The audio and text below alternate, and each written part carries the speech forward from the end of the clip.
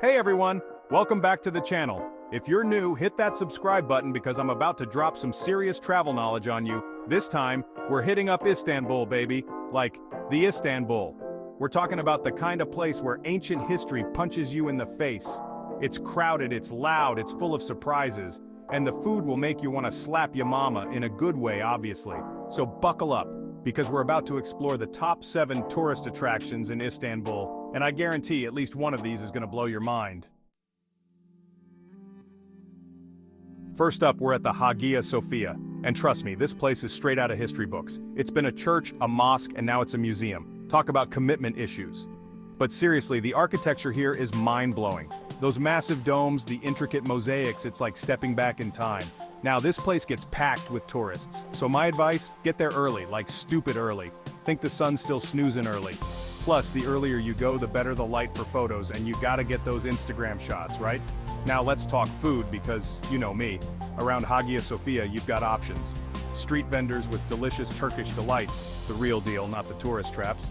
Cozy cafes for a caffeine fix and some people watching. And if you're feeling fancy, there are some seriously good restaurants in the area too.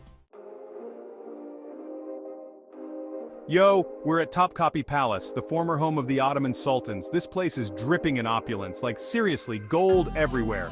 You'll be blinded by the bling, but in a good way. Imagine walking through these halls where sultans once plotted, schemed, and probably did a whole lot of other stuff we won't mention on camera. The harem alone is worth the visit, but keep it PG, folks. And keep an eye out for the peacocks. Yeah, you heard that right, peacocks just roaming the grounds like they own the place. Food-wise, there are a few cafes inside the palace grounds, but they can be a bit pricey. I'd recommend hitting up one of the restaurants in the surrounding Sultanahmet district. You'll find everything from traditional Turkish cuisine to international fare.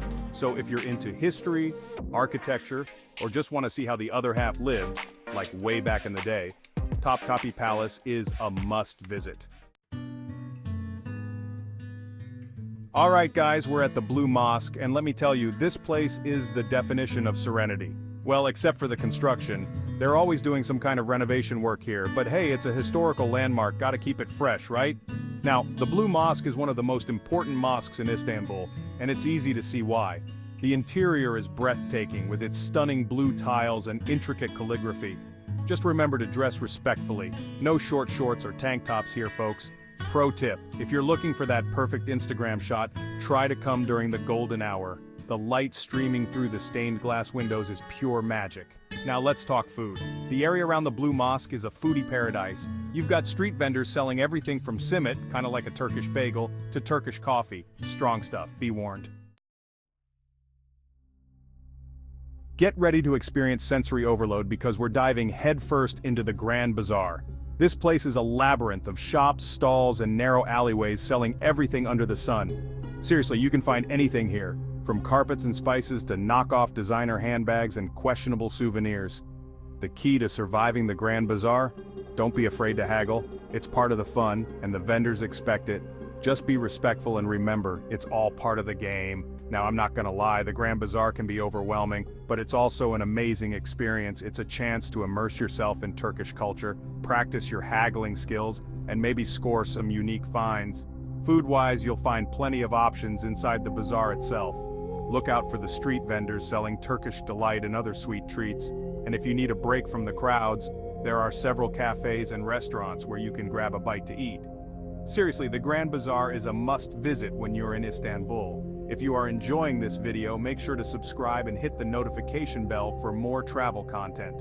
You won't want to miss our next adventure. Alright, time to escape the hustle and bustle of the city and head underground. To the Basilica Cistern. No, it's not some secret underground club, although that would be cool. This place is an ancient underground reservoir, and it's way more interesting than it sounds, I promise. Imagine hundreds of marble columns rising from the water, all lit up with eerie lighting. It's like something out of an Indiana Jones movie, minus the giant rolling boulders, hopefully. Legend has it that the cistern is home to giant mythical creatures. And while I can't confirm or deny the existence of said creatures, I will say that the atmosphere down here is definitely mystical. Pro tip, the cistern can get crowded, especially during peak season. Try to visit early in the morning or late in the afternoon to avoid the crowds. So, if you're looking for a unique and offbeat experience in Istanbul, the Basilica Cistern is definitely worth a visit. Get ready for some epic views because we're heading up the Galata Tower. This medieval tower offers panoramic views of Istanbul, and it's definitely worth the climb. Or the wait for the elevator. Yeah, the lines can get pretty long, especially during peak season. But trust me, the views are worth it. From up here you can see everything from the Bosphorus Strait to the Golden Horn. It's the perfect place to get your bearings and appreciate the beauty of this sprawling city. Pro tip, try to visit the tower at sunset for the most magical experience. The sky turns into a kaleidoscope of colors and it's truly breathtaking. Now let's talk food. There's a restaurant and cafe at the top of the tower, but be prepared to pay a premium for the views. If you're on a budget, I'd recommend grabbing a bite to eat in the surrounding Galata district, which is packed with cafes and restaurants. Last but not least, we're checking out Dolmabahce Palace, the last palace built by the Ottoman sultans. And let me tell you, this place is fancy. We're talking Versailles levels of opulence with crystal chandeliers, gold leaf ceilings, and enough marble to make Michelangelo jealous. Seriously, you can practically feel the history oozing from the walls. This is where sultans once entertained foreign dignitaries, hosted lavish banquets, and probably did a whole lot of other stuff that we won't mention on camera. Now this palace is a bit further out from the other attractions on our list, but it's worth the trip. You can take a scenic ferry ride up the Bosphorus Strait, which is an experience in itself. So, if you're looking for a taste of Ottoman luxury, and you want to see how the sultans lived it up in their final days, Dolmabahce Palace is a must-visit. So, there you have it folks, my whirlwind tour of Istanbul's top 7 tourist attractions. From ancient churches to opulent palaces, this city has something for everyone. Now, I know I threw a lot of information at you, so let me know in the comments which attraction you're most excited to visit. And if you have any questions, feel free to ask away.